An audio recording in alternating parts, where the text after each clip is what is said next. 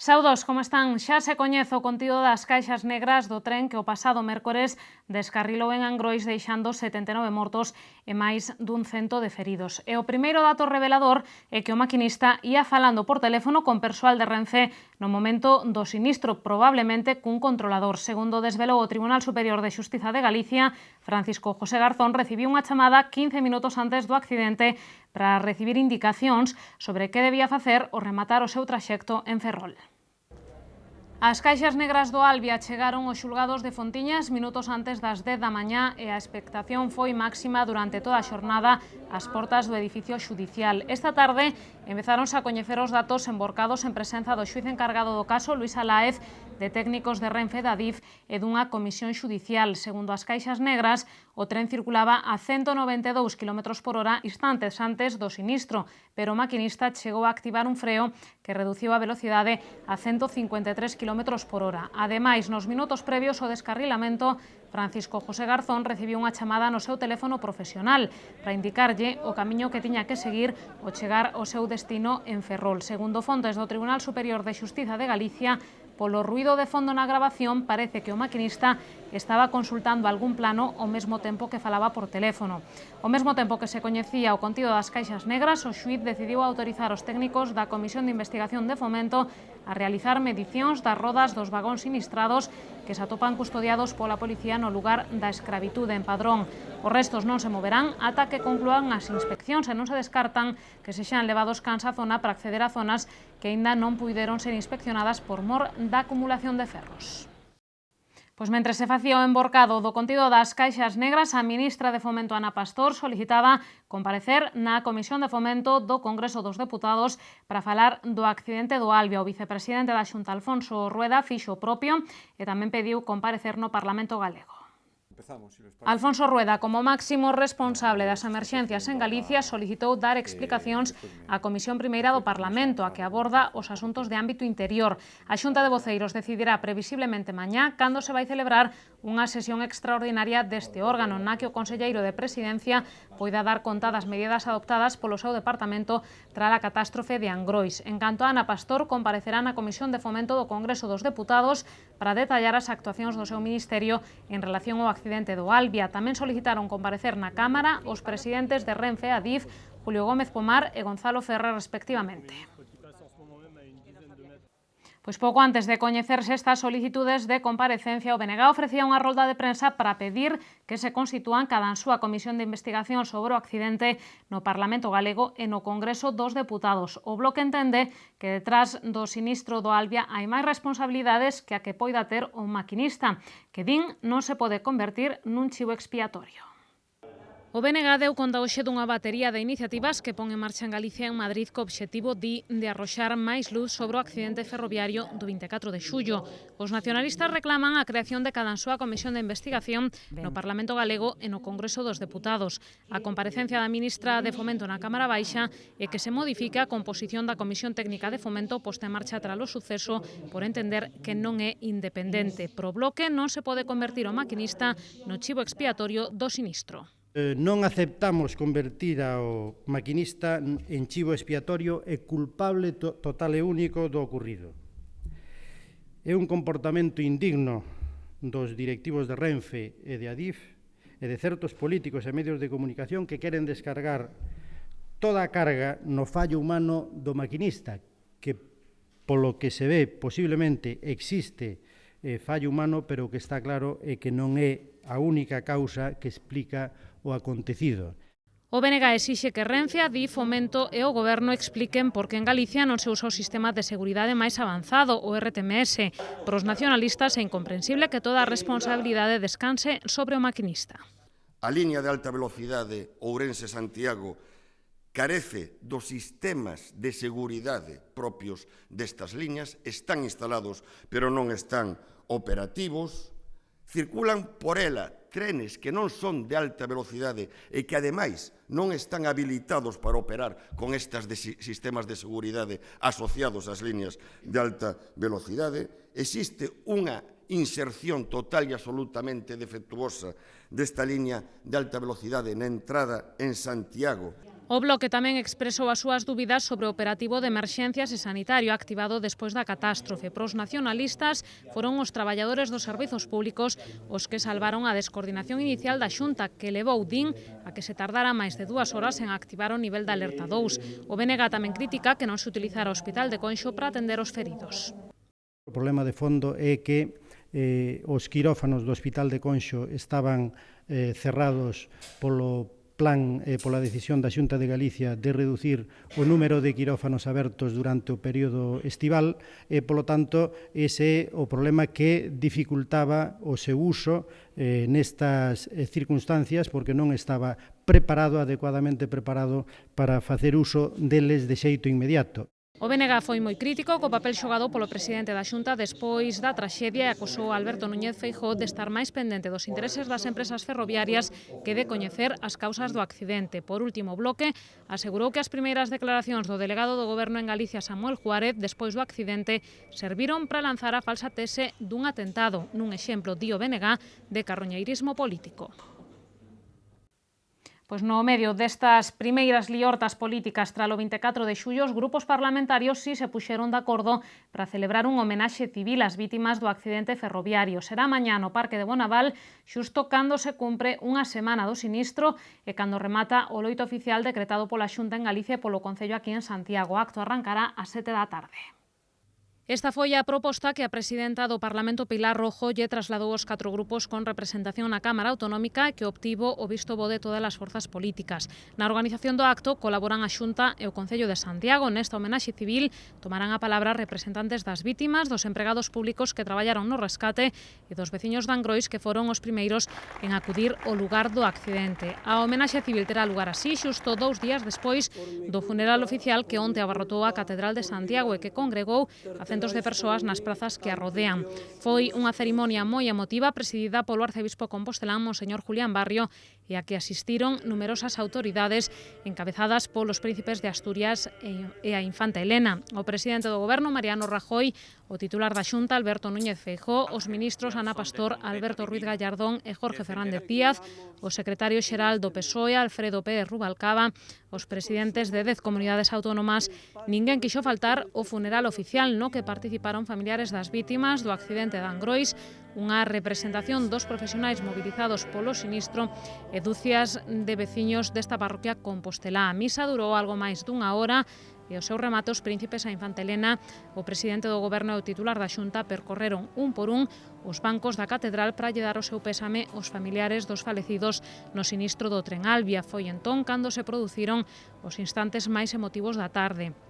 Na súa homilía, o arcebispo compostelán, Monseñor Julián Barrio, desexoulles aos feridos unha pronta recuperación, pediu polos 79 mortos do sinistro e proclamou que Galicia e España levan no corazón as vítimas da catástrofe de Angrois. Por certo, coxe seguían hospitalizados un total de 66 feridos no accidente de tren, 3 menos que onte. 15 dos hospitalizados atópanse en unidades de críticos. Segundo informou a Consellería de Sanidade, un dos críticos é un menor que se atopan no complexo hospitalario universitario de Santiago. No Chus permanecen ingresados 36 pacientes, dos que 14 están en estado crítico. Outros 17 seguen no Policlínico La Rosaleda de Compostela, 7 na Coruña, 2 en Pontevedra, 2 en Ourense e 2 máis no Hospital Domínguez.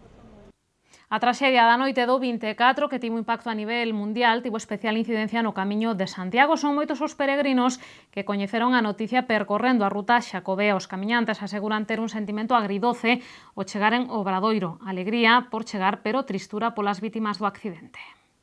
Non hai un peregrino que non tivera nos seus pensamentos as vítimas da traxedia ferroviaria dende que coñeceran a noticia ata a súa chegada a Compostela.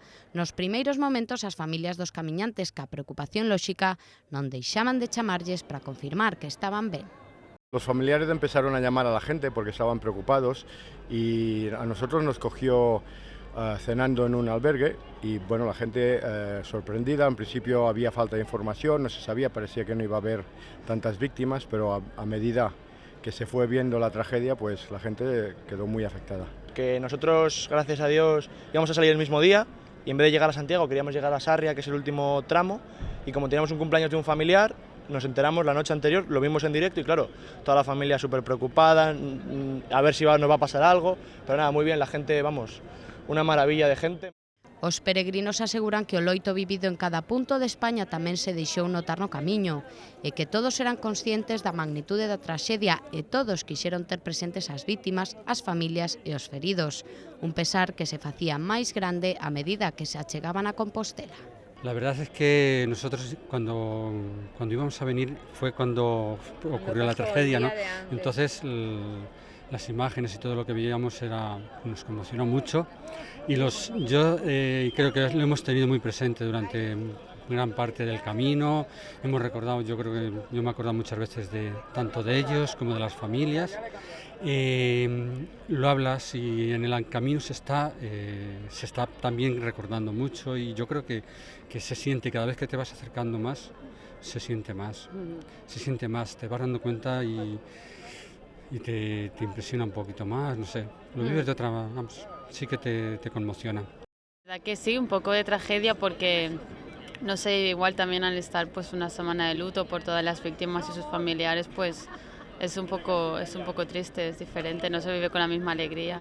Hombre, la verdad es que te deja un poco la piel de gallina, ¿no? Es una lástima lo que ha pasado y esto en realidad a mí me ha dado más fuerzas para hacer el camino, lo he hecho con más sentimiento. Yo ya soy católica y ya tenía un motivo espiritual y con todo esto que ha pasado pues también ir rezando un poco por el camino por ellos porque realmente ha sido una tragedia.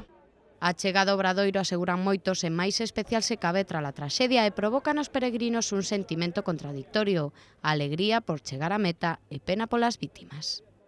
Sí, la verdad es que pues sientes pues muchísima pena por todas las víctimas, la verdad que sí, es diferente. Te emociona todo esto que ves y tu interior, lo que tú has venido pensando todo el camino, pero cuando llegas al lugar lo primero que tienes delante, porque esta imagen, aunque sea en televisión, la tenemos delante todos, pero cuando hemos entrado ha sido pensar en la tragedia y luego ya piensas en el frente, ver este frente que ya es tu meta. Peregrinos, turistas e cidadáns seguen enchendo ese altar improvisado que continúa recordando aquí na praza máis universal de Compostela a traxedia máis grande vivida por Santiago. E hoxe tamén quixemos falar co concelleiro de Seguridade Cidadá que permaneceu na zona cero de Angrois máis de 48 horas ininterrumpidas. Luís Bello cree que a reacción dos efectivos municipais, tanto Policía Local como Bombeiros e Protección Civil, foi áxil e asegura sentirse orgulloso de todos os efectivos que, por certo, tamén serán tratados por un grupo de psicólogos. Luís Bello foi un dos que non se moveu de Angrois dende poucos minutos despois da traxedia ferroviaria. Recoñece que a fatídica noite do 24 foi a proba de fogo do plan de emerxencias posto en marcha polo Concello e asegura que a coordinación non puido ser máis rápida xa nos primeiros momentos da traxedia. Pois a reacción dos primeiros minutos, a verdade é que pensei que iba a ser bastante máis caótica, pero foi bastante ben. Eu, conforme cheguei, xa estaban ali os inspectores, o xefe da Policía Municipal, os inspectores e o xefe de bombeiros. Estaban facendo as labores xa de coordinación entre eles. Cheguei a pasados uns minutos de que me houberan avisado da emerxencia e xa establecemos o dispositivo de emerxencias propio noso. E nese momento pois empezamos a traballar e me consta que todo saleu perfectamente. Foi unha proba de fuego. A primeira preocupación dos efectivos nos primeiros momentos tralo accidente era sacar do tren a todos os superviventes posibles e para iso facíase necesario mover os vagóns que quedaron apoiados no muro e comprobar que debaixo non había vítimas. Eu me pasei as primeiras 48 horas ali e non salín da zona, entón pouco a pouco vas sendo consciente do que vai pasando. Despois das primeiras 6-7 horas que foron as máis preocupantes, porque tiñamos que sacar as vítimas e saber se había feridos, esa era a nosa primeira preocupación.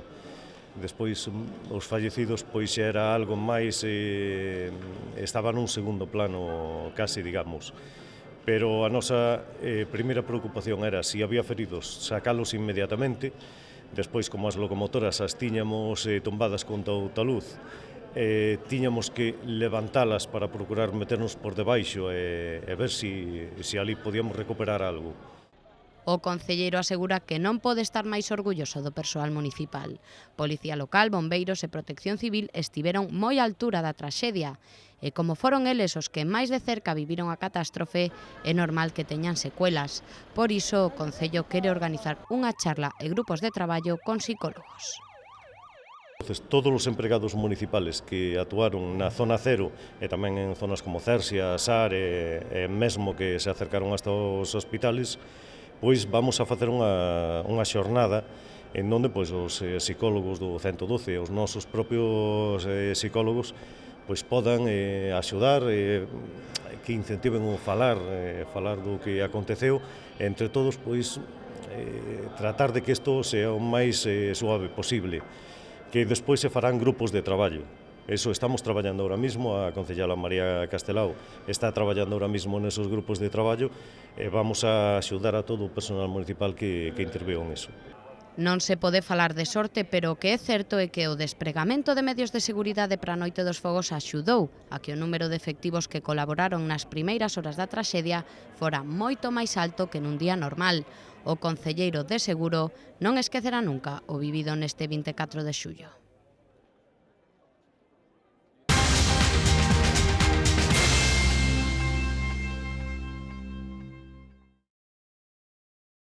E aínda que a actualidade segue xirando en torno ao accidente ferroviario, hai outras noticias destacadas desta xornada. Por exemplo, a reunión que mantivo hoxe o alcalde en Madrid co secretario de Estado de Medio Ambiente, Federico Ramos, para falaren da depuradora. No encontro acordouse reanudar xa as obras do colector paralizadas por problemas económicos da adxudicataria. Ademais, non se descarta poñer en marcha unha solución provisional para evitar os verquidos usar a través dun sistema coñecido como decantación acelerada. Continúan os trámites para poñer en marcha as obras da nova depuradora do Souto. Hoxe o alcalde trasladouse a Madrid para participar nunha reunión co secretario de Estado de Medio Ambiente, Federico Ramos, na que se acordou, en primeiro lugar, iniciar canto antes as obras do colector. Se reanudan inmediatamente las obras del colector. Sabéis que había un problema porque la empresa que las estaba haciendo pues había entrado en concurso y se estaba intentando pues que se cediese a otra empresa. Ya se ha solucionado el problema y se van a iniciar las obras inmediatamente del colector de Aradas. E a espera de que chegue setembro, cando se asinará o convenio entre a Xunta, o Concello e Aquanorte, as partes, segundo María Pardo, estudan a posta en marcha dun sistema provisional para que sexan menos as augas sen depurar que acaban no río Sar.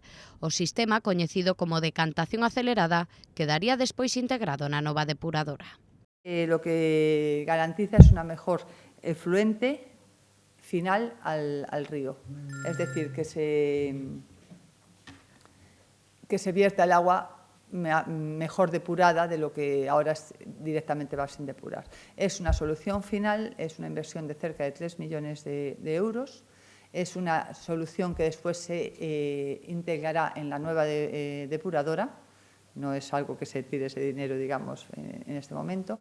A asinatura do convenio sería o único trámite preliminar que faltaría para o inicio da contratación das obras, que pode alongarse varios meses ou mesmo un ano por tratarse dun proxecto complexo. Mañá está previsto que o Concello ofreza máis detalles sobre a reunión e os acordos alcanzados. Máis cousas, o aeroporto de Lavacolla está a incrementar a súa actividade nestes días para lle dar cabida ao tráfico engadido que provoca a operación saída de agosto. Hoxe rexistráronse 48 movementos entre despegues e aterraxes e mañá esas cifras chegarán a duplicarse. Para mañá están programados 72 voos dende Lavacolla que suman case 10.000 asientos, son un 35% máis que na xornada máis intensa da operación saída de xullo.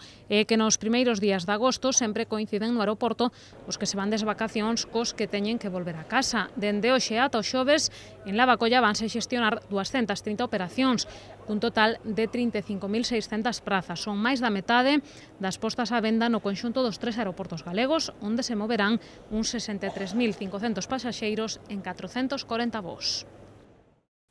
Unha cosa máis, a Xunta vai impulsar un novo programa de voluntariado que se vai desenvolver nas bibliotecas nodais de Galicia, entre elas a de Santiago. O obxectivo é atender as necesidades dos usuarios destes centros e favorecer a dinamización cultural entre a mocidade. Bos días. Así se recolle no convenio que hoxe suscribiron o secretario xeral de Cultura, Anxo Lorenzo, e o director xeral de Xuventude, Ovidio Rodeiro. O programa Voluntariado Cultural busca darlle unha oportunidade ás persoas interesadas en colaborar de modo altruista no campo da dinamización cultural. A iniciativa verás acompañada dun programa de formación para facilitar a preparación dos voluntarios nas tarefas que van desenvolver despois nas bibliotecas. Unha vez rematen ese período de aprendizaxe, incorporaranse as actividades correspondentes. Botamos un ollo agora a nosa axenda cultural con propostas moi distintas para o seu tempo de lecer.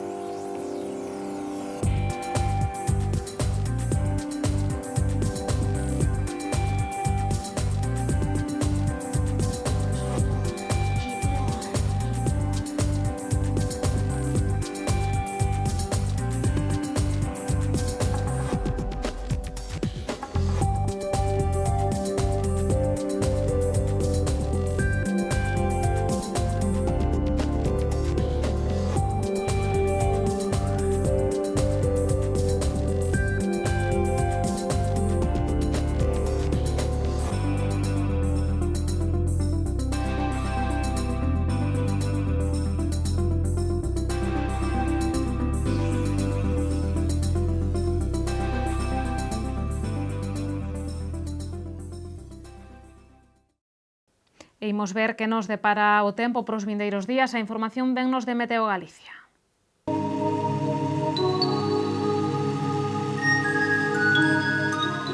Pedras de Santiago ofrécelle a información do tempo.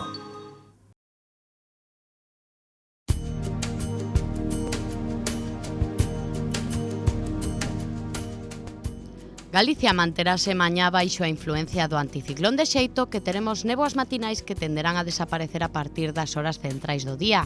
As temperaturas ascenderán e os ventos soprarán frouxos de dirección variable.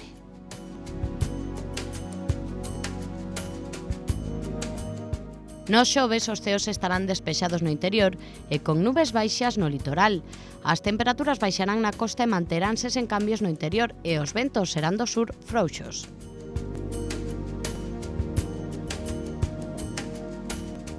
Para o venres agárdanse ceos anubrados e chuvias febles pola mañá. As temperaturas baixarán e os ventos soprarán frouxos do oeste con intervalos de moderado durante a tarde no litoral.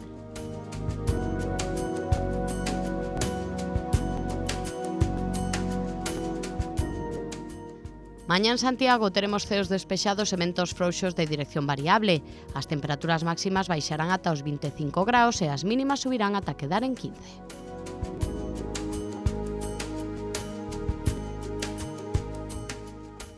Nos xoves teremos néboas matinais que darán paso a ceos despexados. Os ventos serán do suroeste, frouxos pola mañá e moderados pola tarde. As temperaturas baixarán. A máxima será de 23 graus e a mínima quedará en 13.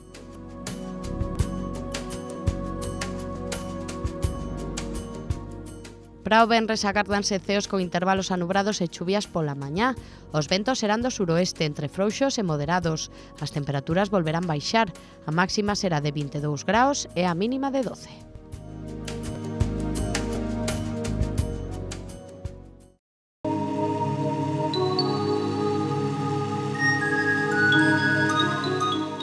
Pedras de Santiago ofreceulle a información do tempo.